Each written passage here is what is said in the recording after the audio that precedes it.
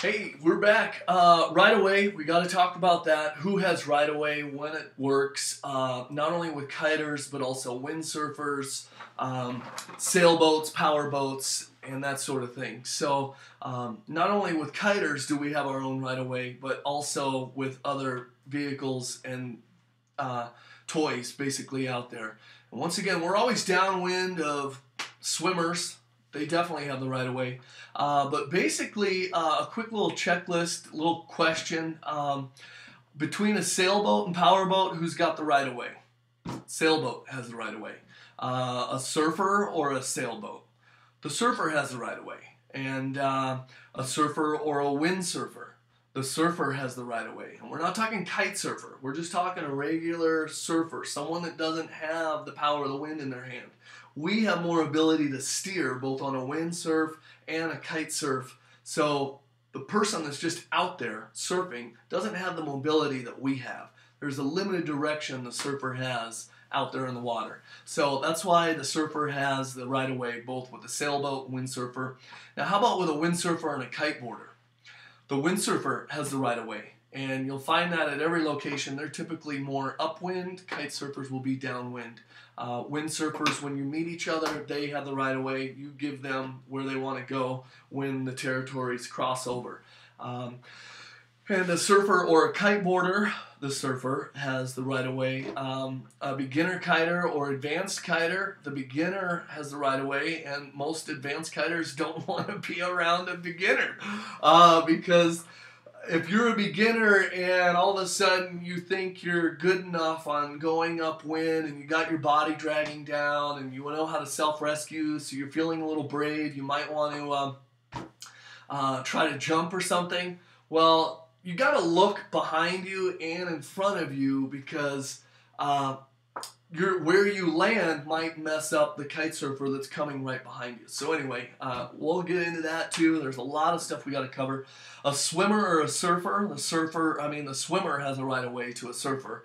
A swimmer or a shark. I'm going off what I found here. Buddy had written this, so I think it's funny. The swimmer should, but try explaining that to the shark. I thought that was funny. So anyway, so in this case, in the right of way, one person's coming in, one person's going out.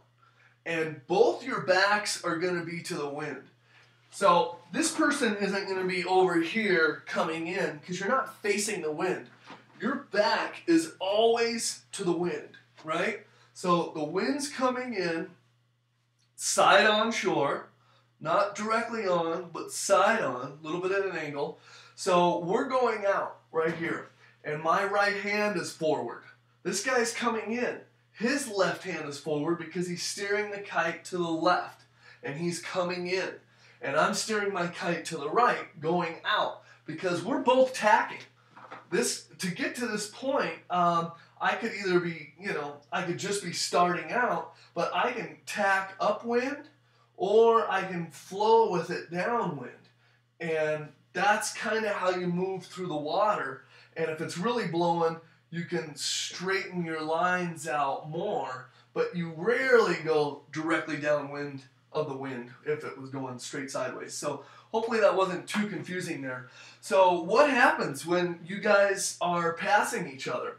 This guy is going out, right hand, that way. This guy's coming in this way, and you see each other, and you acknowledge, well, here's what happens. Since I have the right of way, I put my kite up high. Whoever is upwind puts their kite up in the neutral zone, closer out of the way, instead of directly downwind and trying to really capture the wind going that way or cutting. You want to raise your kite up, and then this guy that's downwind lowers his kite in the wind window. So this is why the wind window, the whole concept of learning how to manipulate your kite and where to steer it is important, because it's not just you out there. We all like to think selfish and think it's just us, but this is what's happening. You've got to go out and have some kite etiquette with the people around you. And you're going to be told which way to fly your kite if you don't know how. and it's kind of embarrassing. And that's for your safety, and that's for their safety, and to keep the kite zone. So once again, I can't stress that enough. Know what you're doing. Get a trainer kite. Practice, practice, practice. Take a lesson. These videos are once again just to help you advance that much farther so you're not paying for this part of the lesson. Because a lot of guys will just want to give you the lesson and charge you for that, and then you buy the trainer kite and charge you for that, and then you thought you were going to start kiting, but day one was just playing around with all the fundamentals and basics. So hopefully you can get all this done in that aspect beforehand. So you can demonstrate to your instructor wherever you go in the world to take your lesson and get strapped into a bigger kite. You could show them that you know how to fly a trainer kite, you know the kite etiquette, you know right away, which way, who has the right of way. Typically when your right hand is forward, and you're going that way to your right hand, you have the right of way. And if I'm coming in left-handed, I don't have the right of way. And typically whoever's upwind has the right of way. And there's certain variables that it changes. It gets a little technical in competitions where they have races and you're doing a 3-point roundabout and the wind direction's changing and who's got the right of way here. And that'll all be explained before you even get out there. So, once again, just to reinforce, these are some practical ideas and concepts that you want to visualize in your head. The sport is visualize, visualize, visualize. And once again, this book, I'll get a link out, maybe I'll send it out or something. I really found that this book, The Complete Kitesurfing Guide, is a great book. It goes into the steps, and it does... I don't know if you can see that, but it shows you each step, but it talks about the power of visualization. And every top Olympic performer or somebody that really has a routine that they need to rehearse or excel at, they rehearse it in their mind because most people, I'm still finding out, don't know this, but your nervous system doesn't know the difference between what you actually visualize and what you actually do. So you're gaining experience and knowledge just by visualizing something. And you're setting into motion in your whole nervous system and in your being and telling it how to do something and what to do. And when you go out and do it, it's just operating off of automatic like it's already done it. A quick story, they took a college or some sort of basketball team, don't know the real facts, but the whole concept really is worth sharing. And they had half of the team practice free throws. Practice, practice, practice for a certain amount of time. Then they had the other ones just visualize making free throw shots.